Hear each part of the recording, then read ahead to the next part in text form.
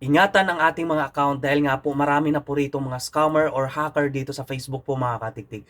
So ngayon mga katiktik, may isi-share ako sa inyo. Alam ko po na alam ng karamihan to, pero marami rin po ang di nakakaalam nito. So ngayon mga katiktik, para sa awareness po ng bawat isa sa atin, is may isi-share ako sa inyo mga katiktik at sundan nyo po ito hanggang dulo po kasi nga po makakatulong sa inyo ito, okay?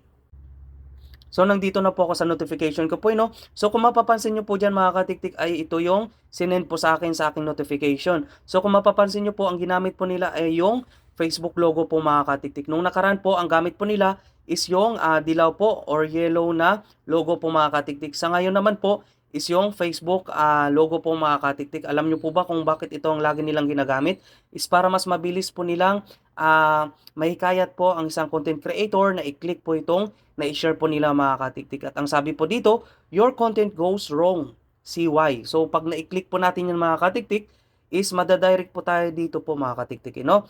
So ang sabi po, your page will be disabled because someone has reported you for not complying with the terms of service. So mga katiktik, ang ibig sabihin po, may nag-report daw po na isang content creator po na hindi daw po tayo nag-comply po sa mga services po mga katiktik. No?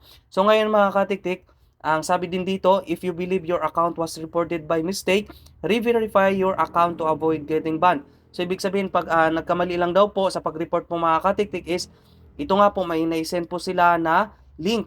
So, dito po, confirm your account here. So, ang sabi, request appeal center, ganyan, di ba? So, mga katiktik, once na na-click po natin ito, is talagang ilalagay po kasi natin dito yung mga account po natin, mga information account, emails, mga numbers, yung mga password natin sa Facebook. Kaya makukuha po nila ang ating personal account po at posible po tayong ma-hack ng isang scammer po mga katiktik. No?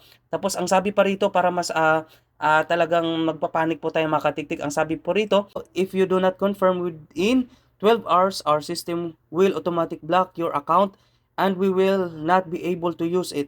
So ibig sabihin po, within 12 hours daw po kapag hindi po natin na-responsan itong link na sa ano po nila mga katiktik na i-send po is talagang isa-shutdown po nila daw or automatic block your account daw po or mawawala na po tayong access sa ating mga account. So yan po mga katiktik ay isa po talaga sa mga technique po nila mga katiktik para mabilis po natin ma-replyan sila at ma-hack po nila ang ating account. So dito lang po no, kung mapapansin niyo po ang galing talaga nila. So sabi dito, thank you for helping us improve the meta no. So parang totoo nga talaga mga katiktik. Tapos sabi dito, service, yan, system, yan, Facebook report team. So at lang po, na may ganyan lang po. So kung mapapansin nyo po mga katiktik, no, ang galing-galing po talaga nila. So yan lang po mga katiktik. So I hope nakatulong po ito sa inyo mga katiktik at pakishare naman po ito sa ating kapwa content creator po para sila din po ay may alam nito at may spread po natin ang awareness po sa bawat isa sa atin kasi nga po marami po ritong baguan po na hindi po nila alam. So ngayon mga katiktik, salamat din po sa inyong support po mga katiktik at kung hindi ka pa po nakapag-follow sa akin, pa-follow na din po sa Katiktik channel po at nagtuturo ako ng tips and tutorial. Thank you and God bless you more.